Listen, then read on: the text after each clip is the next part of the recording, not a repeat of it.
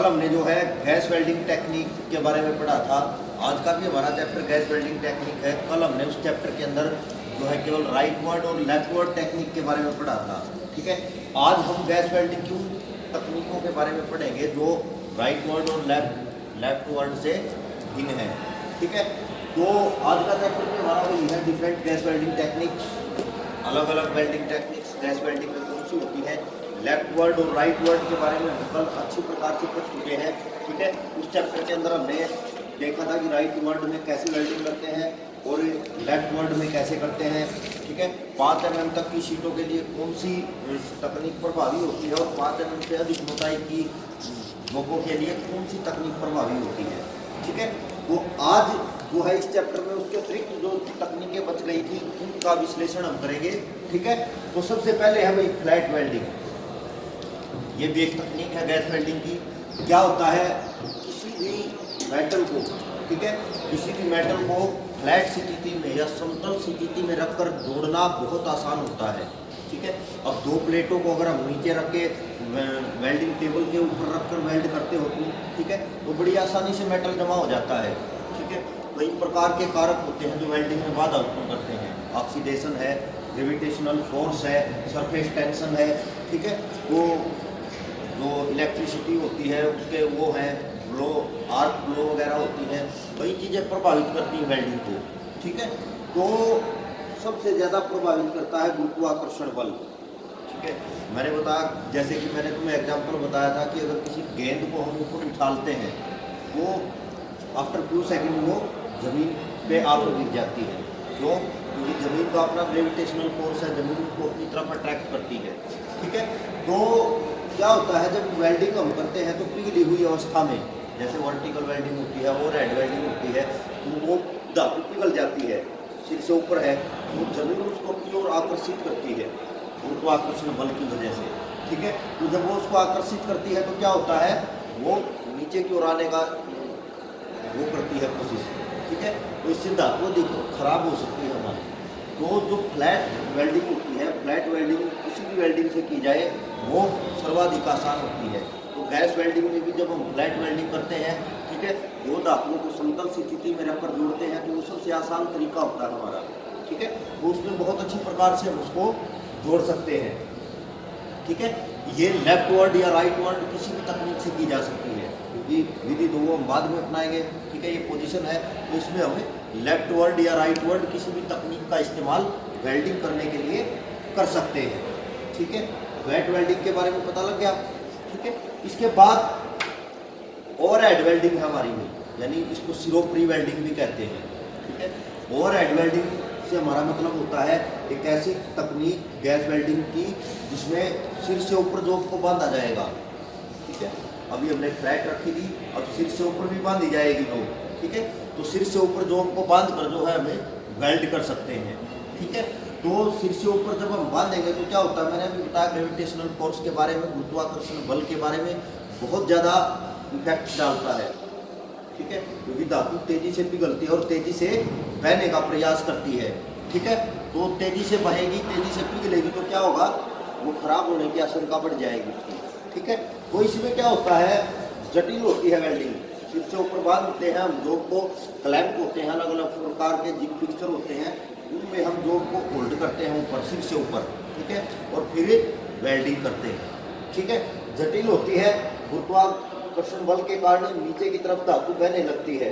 ठीक है, इसलिए इस तकनीक को भी लेफ्ट वर्ड या राइट वर्ड किसी भी तकनीक का इस्तेमाल करके ओवरहेड स्थिति में वेल्डिंग को पूरा कर सकते हैं। ठीक है, ये एक जटिल प्रक्रिया है, परंतु कई बार हमें करनी पड़ती है। ठीक है, हमें एक्सपर्ट होना होगा हर प्रकार की वेल्डिंग करने में, तभी जाकर हम एक अच्छे वेल्डर बन सकते हैं। ठीक है, तो ये बड़ा जटिल काम है इसमें वेल्ड करना, क्योंकि ग्रेविटेशनल फोर्स सबसे ज़्यादा इफेक्ट ओवरहेड पोजीशन में ही डालता है। ठीक है, तो विशेष परिस्थितियों में इस तकनीक का इस्तेमाल हम गैस वेल्डिंग करने के लिए करते हैं। ठीक है, क्लियर ये चीज़ हुई। ओवरहेड स्थिति के बारे में हमें पता लगा, ओवरहेड पोजीशन के बारे में पता लगा, कैसे हम करते हैं गैस वेल्डिंग के दौरान। अब बात करते हैं हमें वर्टिकल पोजीशन की। ठीक है, वर्टिकल वेल्डिंग की। वर्टिकल वेल्डिंग से हमारा तात्पर्य होता है जब जॉब खड़ी अवस्था में होती है, ऐसे जॉब ठीक है। वेल्डिंग नीचे से ऊपर की तरफ या ऊपर से नीचे की तरफ की जाती है। दो तरीके होते हैं, अगर कोई जॉब खड़ी हुई है तो या तो हम ऊपर से नीचे की तरफ वेल्डिंग करेंगे या नीचे से ऊपर की ओर करेंगे, ठीक है। तो वर्टिकल वेल्डिंग की जो विधियाँ होती हैं, बेसिकली दो विधियाँ हैं। एक है हमारी अपवर्ड वेल्डिंग तकनीक और एक है डाउनवर्ड वेल्डिंग तकनीक। यानी कि अपवर्ड का मतलब है नीचे से ऊपर की ओर जो वेल्डिंग की जाती है उसको हमें अपवर्ड वेल्डिंग तकनीक कहते हैं, और जो ऊपर से नीचे की तरफ वेल्डिंग की जाती है उसको हमें डाउनवर्ड वेल्डिंग तकनीक कहते हैं, ठीक है। अब बात को ऐसे समझ लो, दोनों में ग्रेविटेशनल फोर्स बहुत इफेक्ट डालता है, ठीक है। तो हम नीचे से ऊपर की ओर चलते हैं तो धातु थोड़ा अच्छी प्रकार से जमती है, परंतु जब हम ऊपर से नीचे की ओर आते हैं, ठीक है, तो वो बहुत तेजी के साथ नीचे गिरने की कोशिश करती है, ठीक है। जैसे झरनों के बारे में सुना हुआ तुमने, झरने टीवी पे देखे होंगे, अगर रियल लाइफ में नहीं देखे हैं। झरने ऊपर से नीचे की ओर बड़ी तेजी के साथ गिरते हैं। पानी का जो बहाव होता है वो बड़ी तेजी के साथ नीचे आता है, ठीक है। उसका कारण भी क्या है? ग्रेविटेशनल फोर्स ही है, ठीक है। तेजी के साथ गिरती है ऊपर से कोई भी चीज़, तो जब ये पिघली हुई अवस्था में धातु है हमारी, ये भी तेजी से नीचे की तरफ बहेगी अगर हम ऊपर से नीचे की ओर वेल्डिंग करेंगे, ठीक है। तो इस वेल्डिंग में भी हमें रोकना, हाथ को रोक कर वेल्डिंग करनी पड़ती है। ऐसी पिलर रॉड इस्तेमाल में लाई जाती है जो जल्दी पिघलती है और जल्दी जमा हो जाती है, ठीक है। फास्ट फ्रीज इलेक्ट्रोड बोलते हैं या फास्ट फ्रीज पिलर रॉड बोलते हैं उनको, ठीक है। जल्दी से पिघल कर जल्दी जमा हो जाने वाली पिलर रॉड का इस्तेमाल इस तकनीक के अंदर किया जाता है, ठीक है। तो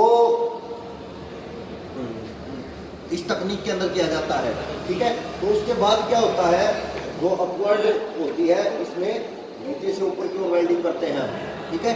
तो नीचे से ऊपर की ओर जब करते हैं तो क्या होता है, उसमें बहुत आसानी के साथ हम माल को जमा देते हैं, ठीक है। तो राइट वर्ड में ये, डाउनवर्ड में ये चीज़ मुश्किल हो जाती है थोड़ी सी, ठीक है।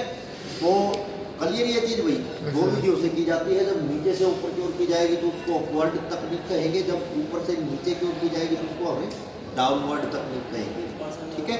इसके बाद हम बात करते हैं विंडे वेल्डिंग। विंडे वेल्डिंग भी गैस वेल्डिंग की एक तकनीक है, ठीक है। इसमें क्या होता है, इस वेल्डिंग का प्रयोग स्टील पाइपों पर बट जोड़ लगाने के लिए किया जाता है, ठीक है। इसका प्रयोग जो है स्टील पाइपों पर बट जोड़ लगाने के लिए हम करते हैं, ठीक है।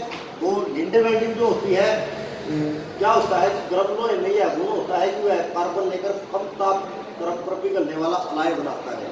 जब धातुएं पिघलती हैं तो अलॉय बनाती हैं। अलॉय से मतलब होता है हमारा कि ऐसे मेटल जो कि दो या दो से अधिक धातुओं को मिलाने से जो चीज़ बनती है उसको हम अलॉय मेटल बोलते हैं, ठीक है। तो ये अलॉय बनाती है कार्बन लेकर। इस गुण का प्रयोग विंडे वेल्डिंग में किया जाता है। लोहे के पाइपों में कार्बन की मात्रा बढ़ाने के लिए इस तकनीक में हमें कार्बोराइजिंग फ्लेम का इस्तेमाल करते हैं, ठीक है। मैंने 3 प्रकार के फ्लेम बताए थे, न्यूट्रल फ्लेम, ऑक्सीडाइजिंग फ्लेम और कार्बोराइजिंग फ्लेम। तो कार्बन की मात्रा बढ़ाने के लिए हम न्यूट्रल कार्बोराइजिंग फ्लेम का इस्तेमाल करते हैं। जब हम इसकी वेल्डिंग करते हैं, लोहे के पाइप को जब जोड़ा जाता है तो क्या करते हैं हम, उनको पहले जहाँ से जोड़ना होता है 70 डिग्री के कोण पर उनको चैम्फर कर लेना चाहिए। चैम्फरिंग की जाती है, उनको ग्राइंड कर लिया जाता है, ठीक है। और वेल्डिंग से पहले हमें क्या करना होता है, 3 टाँके वेल्ड कर देने होते हैं उसके चारों तरफ, ताकि जोड़ ना खुले और अपनी वास्तविक स्थिति में बना रहे, ठीक है। वास्तविक स्थिति रखनी बहुत ज़रूरी होती है। अगर हम वास्तविक स्थिति नहीं रखेंगे तो प्रॉब्लम क्रिएट हो जाएगी, ठीक है। तो उसके बाद क्या होता है, पिघली धातु को ऑक्सीकृत होने से रोकने के लिए हमें फ्लक्स का इस्तेमाल करना पड़ता है। जैसे आर्क वेल्डिंग में तुमने देखा कि हम फ्लक्स जो है इलेक्ट्रोड के ऊपर ही लगा होता है। गैस वेल्डिंग में ऐसा नहीं होता। गैस वेल्डिंग में पाउडर के रूप में, लिक्विड के रूप में या पेस्ट के रूप में बंद डिब्बों में हमें फ्लक्स मिलता है। बार बार पिलर रॉड को उसमें डुबा कर वेल्डिंग करनी पड़ती है, ठीक है। अगर हम उस फ्लक्स का इस्तेमाल नहीं करेंगे तो वेल्डिंग करना जटिल हो जाएगा और ऑक्सीजन और नाइट्रोजन के प्रभाव के कारण तमाम प्रकार के दोष वेल्डिंग में हमारे आ जाएंगे, ठीक है। तो जब भी विंडे वेल्डिंग करें उसमें पिलर रॉड मैग्नीज और सिलिकॉन युक्त होनी चाहिए, ठीक है। सिलिकॉन और मैग्नीज धातुएं हैं, उनके मिश्रण से बनी हुई पिलर रॉड का इस्तेमाल हमें विंडे वेल्डिंग में करना चाहिए, ठीक है। इसके बाद ब्लॉक वेल्डिंग। ब्लॉक वेल्डिंग क्या होती है? ब्लॉक वेल्डिंग का प्रयोग अधिक मोटाई के पाइपों को वेल्ड करने के लिए किया जाता है, ठीक है। तो अधिक मोटाई के, कम मोटाई के भी पाइप आते हैं, अधिक मोटाई के भी पाइप आते हैं, ठीक है। वो जो अधिक मोटाई के पाइप होते हैं उनको वेल्ड करने के लिए हम ब्लॉक वेल्डिंग का इस्तेमाल करते हैं। तो ये जो वेल्डिंग होती है इसको 3 चरणों में पूरा किया जाता है। अभी पहले हम एक बीड लगाते हैं, फिर उसको वायर ब्रश से साफ करते हैं, ठीक है। साफ करने के बाद अच्छी प्रकार से फिर हम क्रमशः दूसरा और तीसरा वेल्ड रन विक्षेपित करते हैं, ठीक है। यानी कि जो हमने माल चढ़ाया था वो एक बार में मोटी लूब एक बार में तो वेल्ड होगी नहीं, तो 2-3 बार पिलानी पड़ेगी हमें, ठीक है। मेटल ज़्यादा बढ़ना पड़ेगा, पिलर मेटल, तो हम 2 या 3 बार में उसको कवर करते हैं, ठीक है। उस पर हम पहले रन लगाने के बाद रूट रन बोलते हैं उसको, फर्स्ट 2 बार वेल्डिंग करते हैं रूट रन बोलते हैं। तो पहले हम रूट रन लगाते हैं, उसके बाद पहला और दूसरा कवरिंग रन लगाते हैं, ठीक है। फिर आता है कवरिंग रन, यानी कि उसको पूरा भरने वाला, ठीक है। तो पहले उसको हम फिर भरते हैं और दूसरा भरेंगे, फिर तीसरा भरेंगे। इससे क्या होता है, जोड़ हमारा पूरा हो जाता है। और जब जोड़ हमारा पूरा हो जाता है तो उसको हम वायर ब्रश के माध्यम से साफ कर लेते हैं।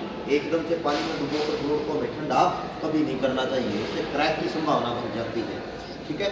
तो जो ब्लॉक वेल्डिंग है, मोटी थिकनेस के पाइपों को वेल्ड करने की तकनीक है, ठीक है। तो 3 चरणों में इसमें वेल्डिंग को पूरा किया जाता है। क्लियर भाई?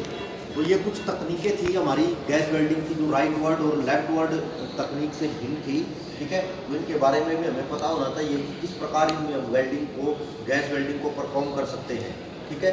तो जब हमें पता होगा तभी हम किसी काम को बेहतर ढंग से कर पाएंगे। जानकारी के अभाव में किसी भी काम को बेहतर तरीके से नहीं किया जा सकता है, ठीक है।